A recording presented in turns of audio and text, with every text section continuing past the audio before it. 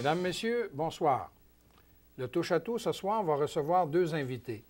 Mon premier, c'est un nouvel agent de communication et de marketing au Musée minéralogique et minier et du Centre historique aussi de la Mine King. C'est un nouveau poste et c'est le nouveau. Et c'est un petit gars de la région en plus, Jean-Philippe Turmel. Bonsoir, Jean-Philippe. Bonsoir. Bravo, félicitations. Merci beaucoup. Tu es en poste depuis combien de temps, là? Ça fait tout juste un mois là, que j'ai commencé. J'ai commencé à la fin janvier. À fin janvier, bon, on est au début de mars. Ah, bon. Et tu me disais juste un petit peu avant le début de l'émission que c'est vraiment la création d'un nouveau poste. Oui, c'est ça. Dans le fond, c'était pour amener plus loin le projet puis pouvoir le développer pour permettre l'ouverture. Quand on parle du projet, on parle du projet... du Centre historique de la Mine King. Comme on dit souvent, KB3, là, le Centre historique de la Mine King, là, en arrière de chez Sainte-Lacouille. Oui. OK. T'es jeune, toi. Ça doit être un de tes premiers emplois, là? Oui, c'est un de mes premiers emplois. Bon. Comment ça se fait que tu as abouti à ce poste-là? Quelle sorte d'études que tu as faites, toi? J'ai complété un baccalauréat en administration des affaires à l'Université de Sherbrooke et en système coopératif.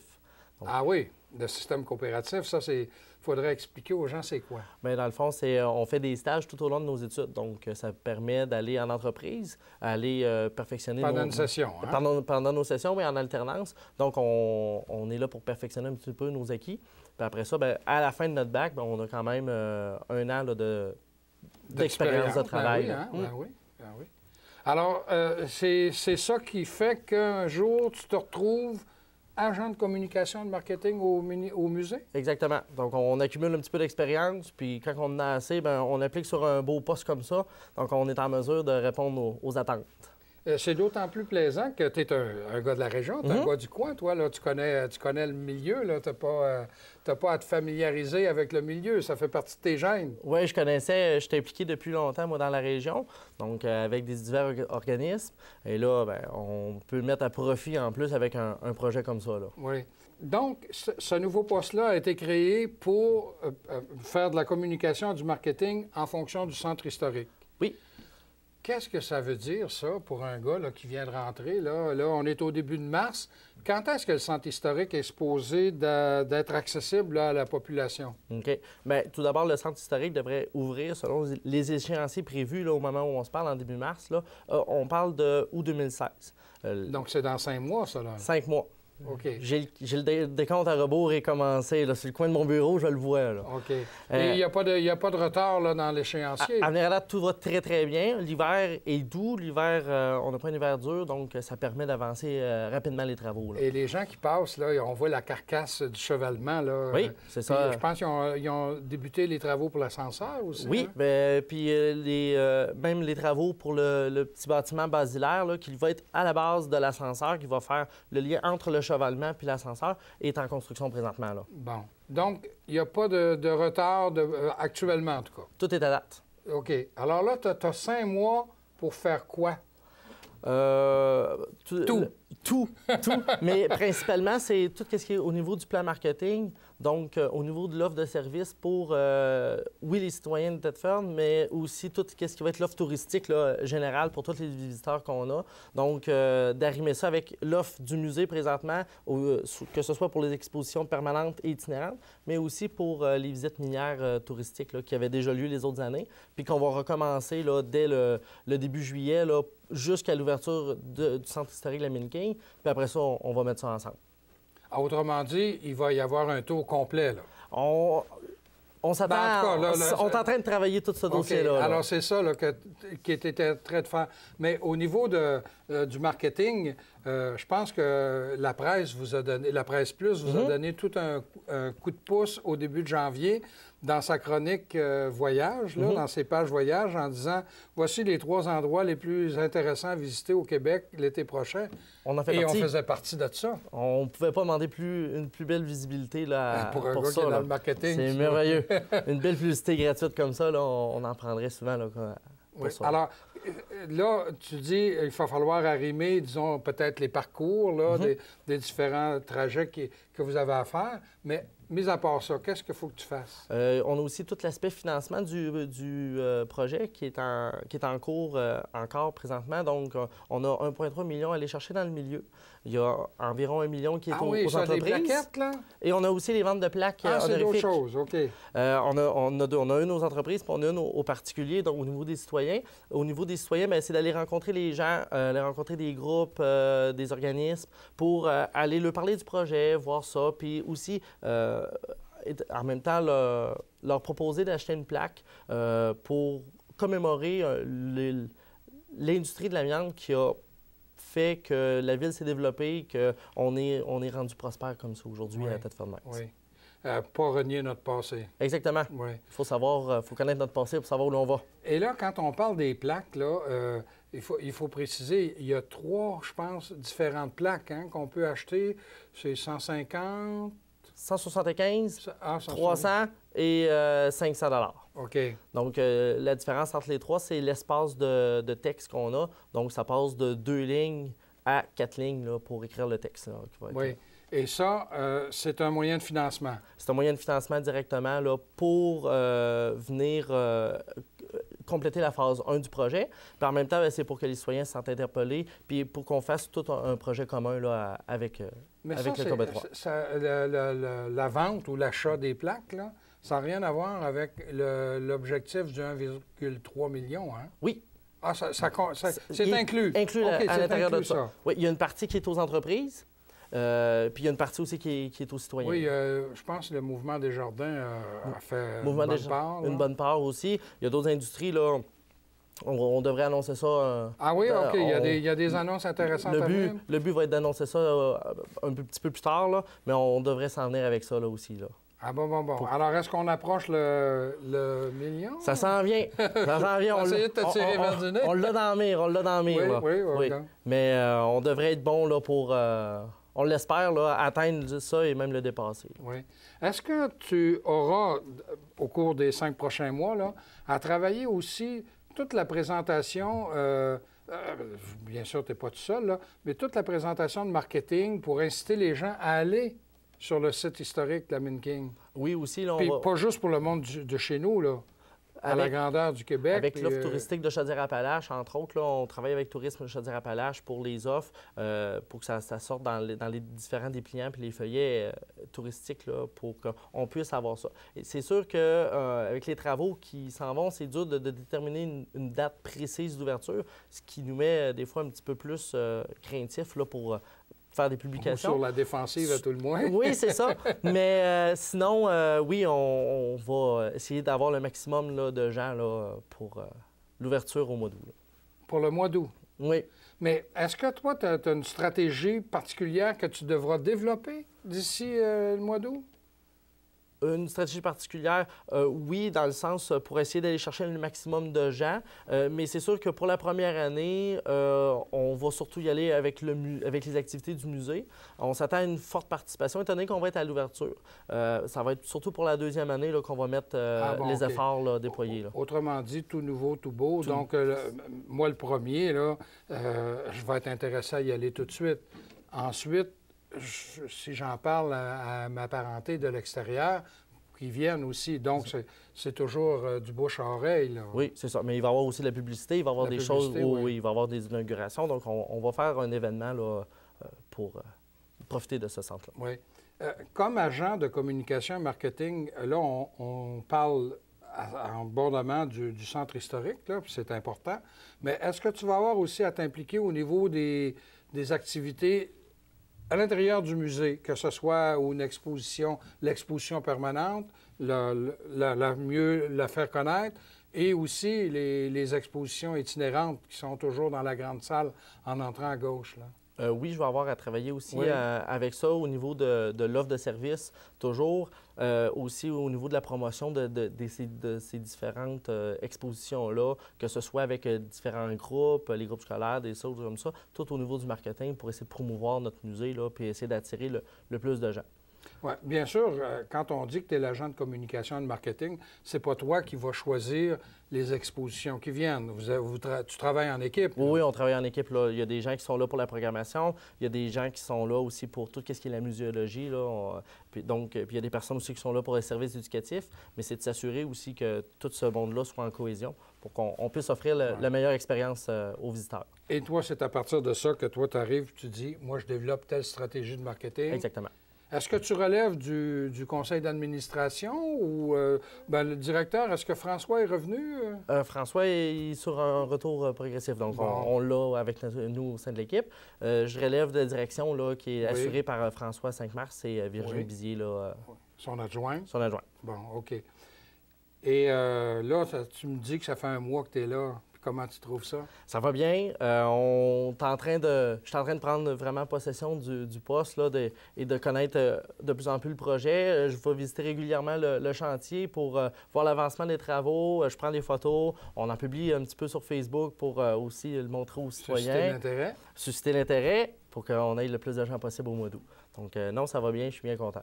Tu es bien content. Donc, tu ne regrettes pas du tout. Mais est-ce que tu travaillais déjà dans la région ou si tu es revenu dans la région? Non, j'ai travaillé avant dans la région en alimentation, puis aussi avec mes stages, mais là, c'est un beau pied à terre. Donc, là, tu es revenu dans la région et là, tu travailles à la promotion du Centre historique de la Mine-King. Exactement. Est-ce que ton père était travailleur minier, toi? Non. Mon père était dans les hôpitaux.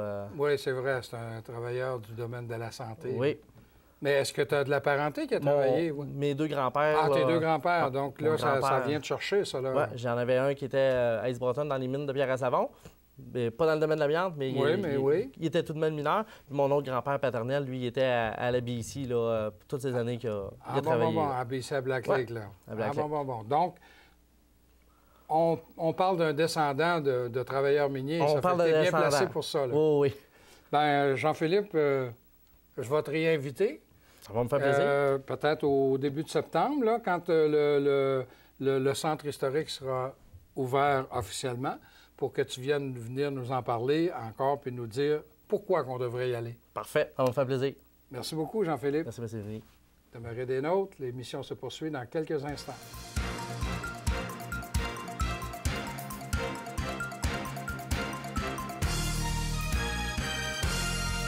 Comme deuxième invité, j'ai le plaisir d'avoir à mes côtés le directeur de l'Association coopérative d'économie familiale, ce qu'on appelle la CEF, Amiante. Non, Appalaches, Beauce-Etchemin. Je savais que je me tromperais. Et là, si Martin était à mes côtés, il se moquerait de moi. Mais là, j'ai le directeur de la CEF à mes côtés, François Descaries. Bonsoir, François. Bonsoir. Je me trompe tout le temps. Je dis toujours Amiante au lieu d'Appalaches. Ça doit être un vieux pli. Là, ça qui témoigne veut pas... de votre âge. Je te remercie. Ça me fait plaisir. Alors, on va parler d'un sujet très sérieux, là. Le fameux projet de loi 70 que le gouvernement libéral a déposé un peu avant les fêtes. Hein? En quoi ça consiste, ce projet de loi-là? Et pourquoi la CEF monte aux barricades? Oui. En fait, la CEF vient tout juste de joindre sa voix à une coalition beaucoup plus large qui s'appelle la Coalition Objectif Dignité, qui rejoint à peu près 250 groupes du Québec. Donc, une coalition qui rejoint des groupes là, dans toutes les sphères d'activité. Puis en fait, après une analyse assez rigoureuse du projet de loi, puis après avoir aussi réfléchi aux impacts que ce projet de loi-là aurait sur les gens avec qui on travaille, on s'est dit qu'on ne pouvait pas laisser aller un projet de loi qui, à notre avis, n'était pas solide. Il manquait vraiment, il y avait vraiment des enjeux là-dedans qui on dirait qu'ils n'avaient pas été réfléchis ou qui n'étaient pas ancrés dans la réalité d'aujourd'hui. OK. Alors, si tu permets, François, qu'est-ce que ce projet de loi veut faire? En fait, le projet de loi 70, son nom officiel, tel que déposé, dans le fond, à l'Assemblée nationale, c'est, je vais vous le lire parce que c'est vraiment pas facile, c'est projet de loi pour qui vise à permettre une meilleure adéquation entre la formation et l'emploi et favoriser l'intégration en emploi. Bon, qu'est-ce que ça veut dire en français? Bien, en fait, c'est sûr, c'est des objectifs nobles, mais en fait, le projet de loi, qu'est-ce qu'il fait? C'est qu'il veut, en gros, là, il veut mettre en place un programme qui s'appelle Objectif Emploi. Puis l'objectif de ce programme-là, c'est par toutes sortes de mécanismes, de s'assurer que les personnes qui demandent pour une première fois l'aide de dernier recours, l'aide sociale, soient bien accompagnées, puis, dans le fond, soient tassées de l'aide sociale, puis qu'ils soient plutôt orientés vers le marché du travail. Mais c'est très noble, ça? C'est tout à fait noble, puis on est tout à fait en accord avec ça. Même moi, je dis souvent, quelqu'un qui, à 22, 23 ans, est contraint de demander l'aide sociale, c'est qu'on a échappé une personne dans sa trajectoire de vie quelque part. Puis ça, c'est la société qui est responsable de ça, et l'individu est évidemment aussi un petit peu, mais bon, c'est collectivement qu'il faut travailler sur ces gens-là. Puis ce projet de loi-là, c'est qu'il veut prendre cette personne-là à 23 ans, puis dire, bon, ben là, on va t'insérer dans un processus d'intégration à l'emploi, mais vraiment sans aucune mesure avec la réalité de cette personne-là. Par exemple, juste pour vous donner des exemples pour que ça soit plus facile à comprendre. Dans le projet de loi, selon le ministre, si une personne, pour favoriser l'intégration à l'emploi, la personne va falloir qu'elle rencontre son intervenant d'aide sociale pour développer un genre de programme d'insertion. Fait que là, dans le fond, ça peut constituer en une formation, ça peut se constituer en des stages, ça peut constituer en des choses comme ça. Puis, si la personne ne respectait pas son plan d'intégration, le ministre se réserve le droit, il faut lire dans le fond le fonctionnaire qui va être devant lui, d'appliquer des pénalités à la prestation d'aide de dernier recours de cette personne-là. En gros, là, ça veut dire que la personne qui est sur l'aide sociale, qui pour une raison ou une autre n'accepte pas un emploi, par exemple, à Repentigny, puis c'est dans son plan d'intégration d'emploi, puis il est à Thetford Mines, puis il dit non, la job à Repentigny, elle ne m'intéresse pas parce que ça nécessiterait que je déménage, puis ma sœur est ici, puis elle me donne des coups de main, puis mon cousin, il est là aussi. Bien, la personne qui refuserait pourrait se voir couper son aide sociale jusqu'à 50 %. Fait qu'on parle d'impacts qui sont démesurés pour des individus qui sont déjà ultra vulnérables, ultra démunis. Fait que des gens pourraient se retrouver avec 311 piastres par mois pour subvenir à leurs besoins. C'est de l'indigence, ça, là. En fait, ça c'est du dénuement total. Ça, quelqu'un qui... Chez nous, à l'ASF, on rencontre beaucoup de personnes qui sont en situation de pauvreté. Puis déjà, quand les gens sont sur l'aide sociale, c'est vraiment des situations qui sont extrêmement difficiles à gérer pour ces personnes-là. C'est des spécialistes de la survie, là, littéralement, là, vivre avec ça aujourd'hui, en 2016 au Québec. Mais là, on parle de 311 $. Aussi bien donner un billet direct à la rue. Là. Ces jeunes-là, soit ne peuvent pas payer pour un loyer, ça c'est évident. Fait qu'est-ce qu'ils vont devoir faire? Ils vont devenir des bons clients pour les banques alimentaires. Banques alimentaires, ou dans le fond, ils vont se tourner vers d'autres stratégies de survivance qui peut être, ça peut être le crime, ça peut être le vice, ça peut être plein d'autres choses aussi. Là, fait qu'en fait, c'est un projet de loi qui nous semble absolument pas fondé sur une compréhension réelle de la situation des gens en situation de pauvreté et d'exclusion sociale. Fait que c'est assez particulier comme projet de loi, mais c'est un projet de loi qui est décrié aussi énormément par les analystes, par les professionnels, puis par les gens de la classe politique aussi. Mais là, François, ce projet de loi-là a été déposé par un ministre qui... Et là, c'est maintenant, depuis le remaniement ministériel là, en 2016, là, c'est un nouveau ministre qui pilote ce projet de loi-là.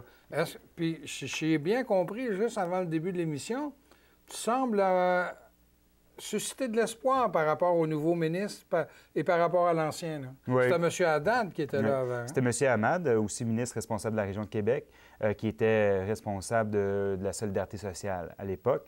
Là, on est revenu avec François Blais, qui est un ancien professeur de l'Université de Laval, quelqu'un qui a beaucoup de profondeur, puis quand même une bonne analyse. Fait qu'on est convaincu que, puis on espère en fait profondément que M. Blais va saisir tout ce qui est sous-jacent, puis les impacts réels que pourrait avoir ce projet de loi sur les personnes qui sont les plus vulnérables au niveau économique.